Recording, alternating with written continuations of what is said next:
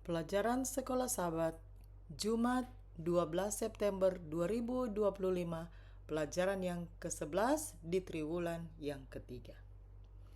Pendalaman, bacalah tulisan Ellen G. White di bab 28 dengan judul Penyembahan Berhala di Sinai dalam buku Alfa dan Omega Jilid 1 halaman 371 sampai 389. Pelajaran pekan ini menyajikan fokus khusus pada pekerjaan Allah di dalam diri orang percaya.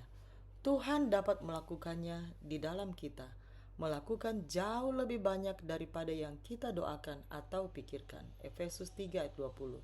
Kita tidak boleh berfokus pada diri kita sendiri dan memuaskan keinginan pribadi kita, karena hal ini akan membawa kita kepada penyembahan berhala.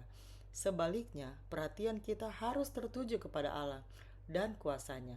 Dia memberikan kekuatan yang menuntun kita kepada kehidupan yang baru dan berkemenangan.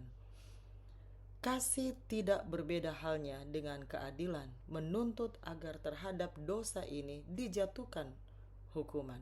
Allah adalah pelindung sebagaimana juga pemerintah dari umatnya. Ia membinasakan mereka yang bertahan dalam pemberontakan agar mereka tidak menuntun orang lain ke kehancuran. Dengan membiarkan Kain hidup, Allah telah menunjukkan kepada alam semesta apa akibatnya bila mana dosa dibiarkan tanpa menerima hukuman. Pengaruh yang telah diberikannya kepada keturunannya melalui kehidupan dan pengajarannya telah memimpin mereka kepada satu keadaan yang penuh kejahatan sehingga harus dibinasakannya dunia ini oleh air bah. Lebih lama manusia hidup, lebih jahat lagi mereka jadinya. Demikian pula dengan kemurtadan di Sinai. Kecuali dengan segera hukuman dijatuhkan ke atas pelanggaran, maka akibat-akibat yang sama akan terlihat kembali.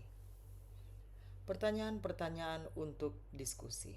Pertama, renungkanlah pertanyaan di akhir pelajaran hari Senin. Apa sajakah cara-cara yang dapat kita lakukan untuk menyembah ciptaan itu sendiri dan bukannya menyembah Sang Pencipta? Sebagai contoh, bagaimana kita dapat berusaha untuk menjadi penata layan yang baik bagi bumi dan berusaha untuk melindungi lingkungan tanpa menyembahnya atau menjadikannya sebagai berhala?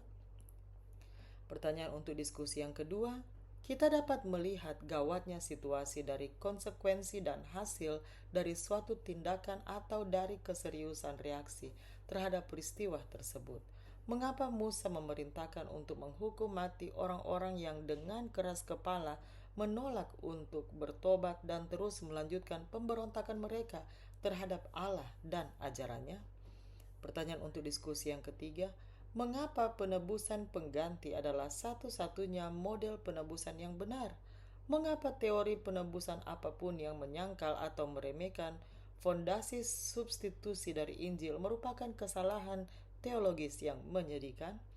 Bacalah 1 Petrus 2:24. Bagaimanakah ayat ini dengan penuh kuasa mengungkapkan ide tentang Yesus sebagai pengganti kita?